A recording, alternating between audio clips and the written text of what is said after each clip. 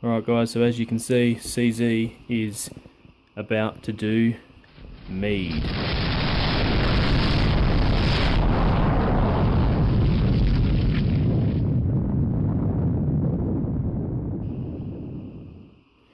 Now it's finally about time, it's years overdue. For those of you that don't know, I actually cut my teeth with regards to home brewing on making mead. Had no intention to make beer, but obviously history speaks for itself. I focused on beer. But now I'm going to be doing a 20 litre batch of what we call show mead, which is just basically straight mead, so there's no juice, there's no other fermentables in there, there's no spices, there's no other flavours. It's just letting the honey be the hero, which is what they've been doing for thousands of years. So basically the recipe is just pretty much honey, water and yeast. But what we're going to be doing is we're going to be doing staggered nutrient additions. So that's going to be a bit of a method, a schedule with regards to adding nutrients during the life cycle of the yeast. The reason why we do that is because it feeds the yeast when it needs to be fed, because believe it or not, honey isn't very nutrient rich for the yeast. It's got really, I guess, simple sugars there for them to eat, but they require other things to make them healthy during the life cycle of the fermentation and of the life cycle of the yeast. Sorry. So what the nutrients does is the added nutrients gives them the extra kick that they need throughout their life cycle, which means the whole fermentation is going to be healthy. They're not going to be lagging, they're not going to be lacking anything that they need. So the mead will actually come out better tasting.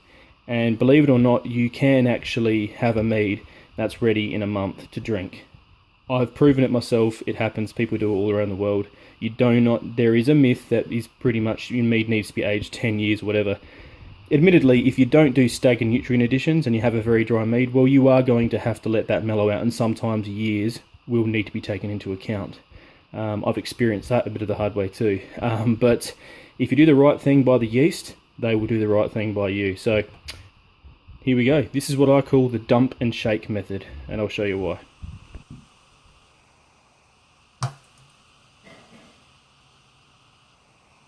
It's called dump and shake because you dump it and you shake it. Honey is a natural antibacterial and preserving agent. It basically never goes off when it's in its unpasteurized state. It's wonder nectar. It's absolutely gorgeous. So there is no need to boil this.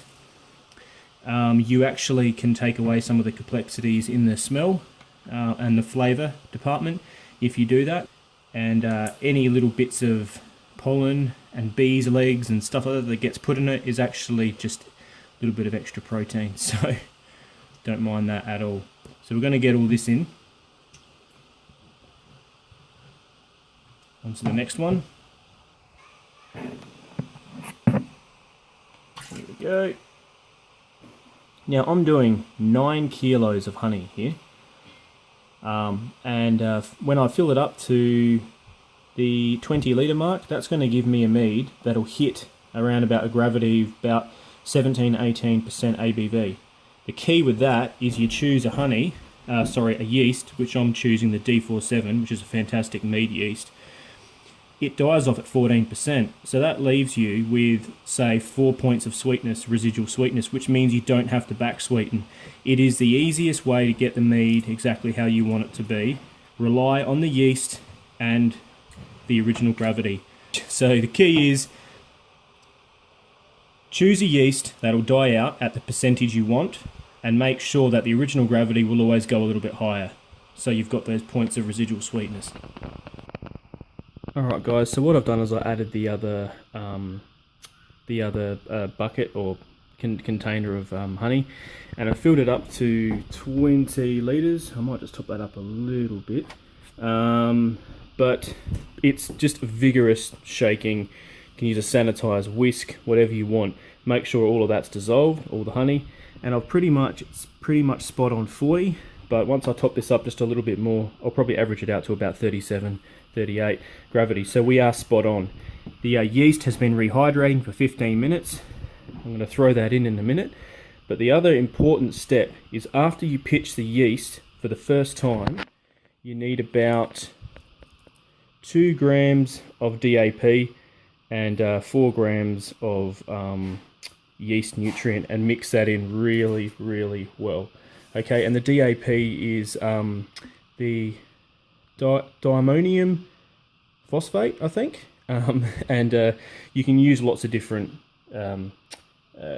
yeast nutrients. I'm using one from my local home brew store. It's pretty much the same as some of the other ones that they talk about online. So now, after that is all mixed together, all right, airlock goes on, sit it on a heat mat. The D47 yeast is pretty forgiving. It can go, from what I've been told, 10 degrees all the way up to 30 degrees Celsius. Now, I'm not planning on having a fluctuating cycle that heavy, but it's nice to know because, you know, sometimes you do have a bit of a spike in temperature or a lull. So it's nice to know you've got a forgiving yeast. And I actually didn't know it was that forgiving. So that's actually makes me feel a lot more less stressed about this brew. So, probably the next time you see me, either the airlock will be bubbling away, or I'll be adding the day 3 of the nutrient cycle, which will be another, I'll be degassing this with either a degasser one that I've purchased, or I'll be using a whisk. Then I'll be adding some more nutrients, and that'll continue for a few days. Okay, so we'll see you soon.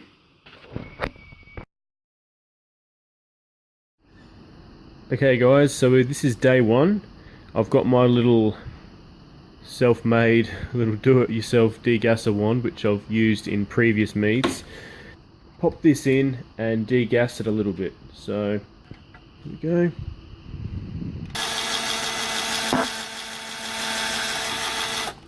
Alright, now that should do it. Okay, so that is day 1. That is day 1 complete. Okay. And tomorrow is when I do the first staggered nutrient addition. Alright, we'll see you then. Alright guys, day 2 of fermentation. Okay. This is where we put in the 2 grams of DAP and about 2 grams of yeast nutrient as well. Is that all out?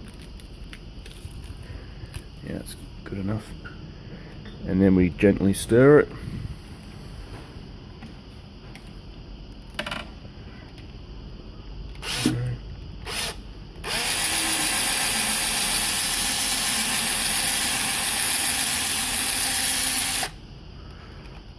Whoa, look at that foam. This is where you got to be careful. Definitely got to be careful. All right.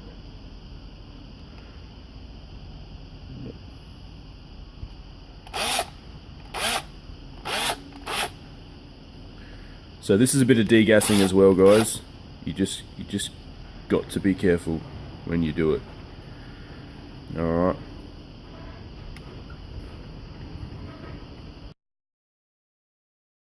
Alright guys, day 3. Now this one is degassing again.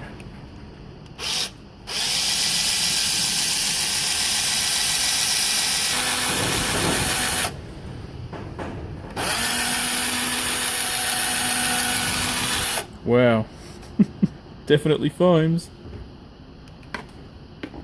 Just give it a bit of spray. There we go. Now as you can see, that's come up almost right to the top, guys, so you definitely have to be careful when you're degassing. Alright? Alright. Okay guys, so we've got day 4. So that's nutrients. Put in those nutrients. Alright.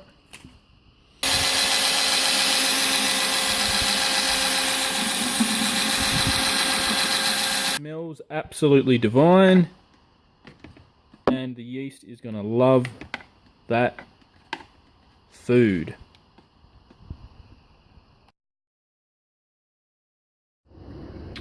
Alright guys, day 5, And day 5 is degassing.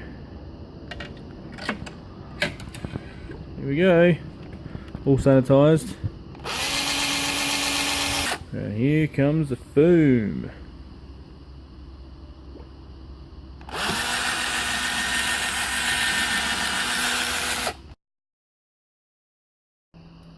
Alright guys, day 6. Last of the nutrient additions.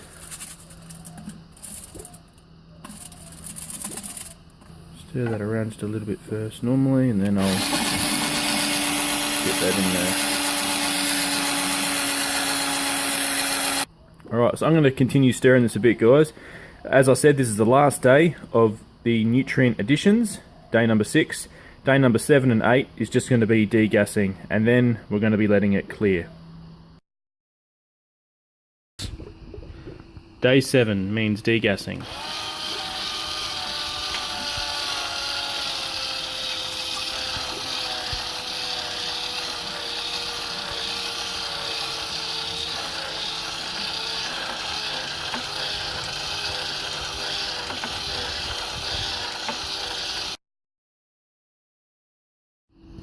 G'day guys. Cheers.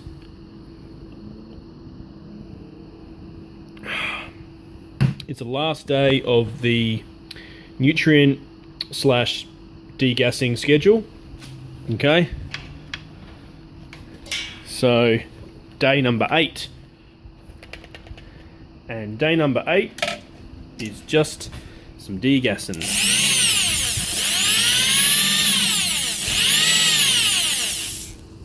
Here we go. That's it. Yeah. Looking good. We'll see you soon.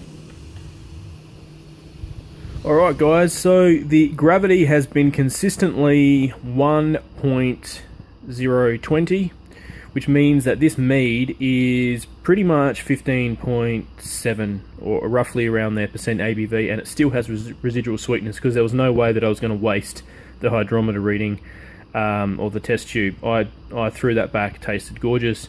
Anyway, so I'm going to degas this. I don't have to show you guys this, but I'm going to degas it for a little bit. I'm going to transfer it to the secondary container. Then I'm going to start cold crashing it. So here we go guys, transferring to the secondary, then I'll be cold crashing. Right, guys, so I have transferred to secondary and I am cold crashing now. So this will sit in here for a couple of weeks. Presumably, I mean, there's times I've done it for 3 weeks, times I've done it for a month. I guess we'll just wait and see what this one pans out like. G'day guys, so here we go. I have my mead. It has been cold crashing for approximately 3 weeks. Tastes great, smells great. It's pretty much ready to drink. And now, so automatically that just debunks the myth that mead has to be years and years and years old before you can enjoy it. As long as you do the staggered nutrient additions and it's a healthy fermentation and it's a good quality yeast and temperature's right, there's no reason why you can't enjoy it early. But because I'm a bit of a stickler for sometimes, I guess, perfection, I am going to put some bentonite, which is a positively charged clay ingredient, into this mead to clear it out even more. Now, I've used bentonite before. It's really good for mead. It's really good for wine, for clearing it up. It doesn't add any flavour to it. It actually just basically makes the product taste a lot more crisper, and it's really clean on the palate. Sometimes no matter how much you cold crash a mead, you still need some assistance to clear it if you are wanting to aesthetically make that look better. But in my personal opinion, it actually makes the mead taste better, in my experience. Okay, so what I've done is basically 1 gram of bentonite per litre. Okay, so I did about 11 because I always go a little bit under, and you have to mix it up with boiling water a little bit to make a slurry, but I always struggle with making it with stirring it into the boiling water because it always clumps together because of the type of clay that it is. But I found a way around that. Mix it up as much as you can, scrape all the ingredients back into a container like this and leave it overnight, and then it turns to this slurry mixture. I'm going to pour this into this vessel, and then I'm going to leave it I'm going to stir it around a little bit, obviously, and then I'm going to leave it all day, and we'll come back and we'll see what it looks like. Sorry guys, I just thought I'd clarify. So I've got all the bentonite slurry in there, and I've stirred that around. Now, I don't know if you can see it, but yeah, it's very hard to see.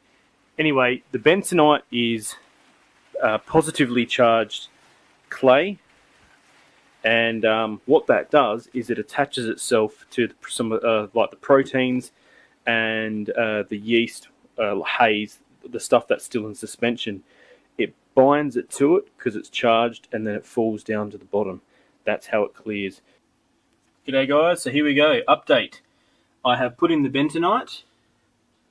So there we go. Thank God that I didn't put too much extra bentonite in. So I'm only losing that much volume, which you can see at the bottom. That's the clay there, which has attached itself to a lot of the proteins and you know, I guess some of the yeast and also the other things that are floating around in suspension. Look how clear that is. Look at that. Check that out. I'm sure I don't have to put a glass. I have to put a.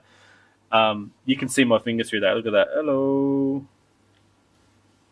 G'day guys. How we go? Time for the taste test for this mead. A long time coming.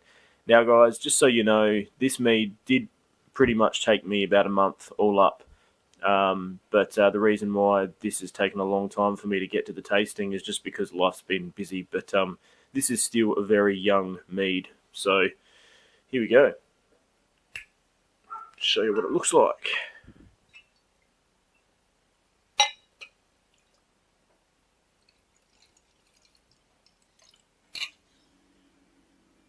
Look at that. Very clear. I'm sure you can tell just from looking at that. Give it a bit of a swirl.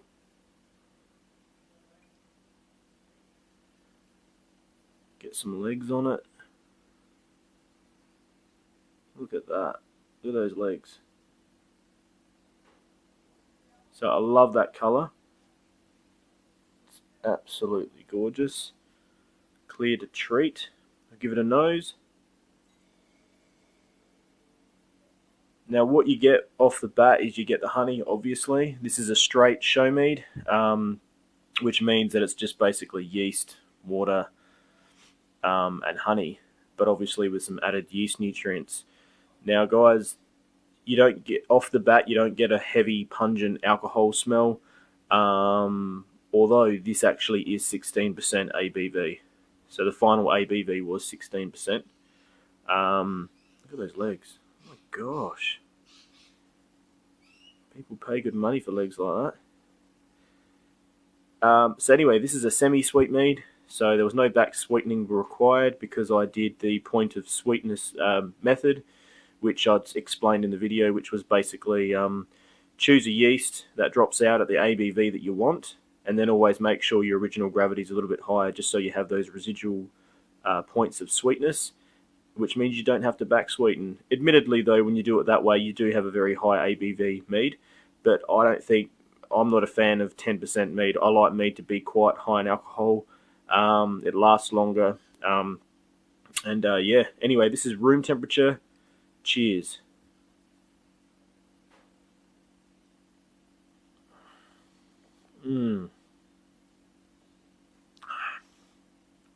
Wow.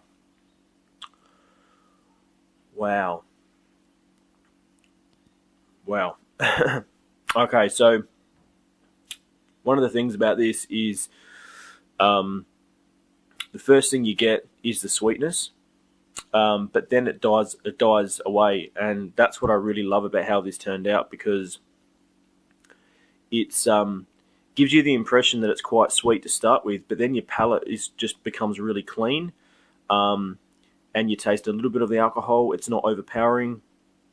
My personal opinion with this mead is to have it room temperature, or over ice, or you can mix some dry ginger ale in with it if you want to. If you do heat this up though, which is very nice, be aware that the higher the ABV of the mead, the more intense the alcohol feels going down when you heat it up. Some people don't like that. I don't mind it, but I do prefer this room temperature, just basically as you would a red, so like a Shiraz or something like that. This is really, really good.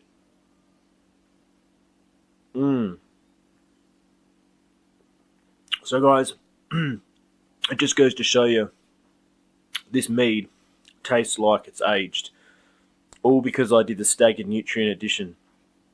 So I think at the end of the day, guys, if you treat yeast with respect, it's not going to stuff around and give you off flavors. You're not going to have to, age this for years. It is a bit of a wives' tale, but each to their own. Some people like to be purists and like to just, make massive batches and then let it sit for 6 years. That's totally fine. Got no issue with that if that's what you're into. But if I can get a mead that tastes 6 years old in a month, then as far as I'm concerned, well, why wouldn't you do it? But that's just me. This is a fantastic mead, guys. Thank you so much for going on this journey with me.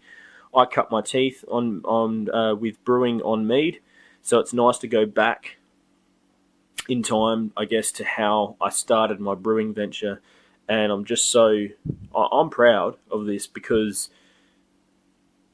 everything I've learnt about mead and brewing and stuff I was able to put into this batch. And I just want to thank you so much for taking the time to watch this video. It might be a bit long, but I hope maybe you learned something from it. I'm no professional by any stretch of the imagination, but I have learnt something along the way, so I hope I can impart maybe some of that onto you if any of you guys want to get into doing mead. Yeah, it's fantastic. Any questions, please, let me know down there, and I'll do my best to answer them if you want. But yeah, 17 to Mead. Thank you so much for watching. This has been just a fantastic experience. All right, guys, give it a crack. Take it easy. Cheers.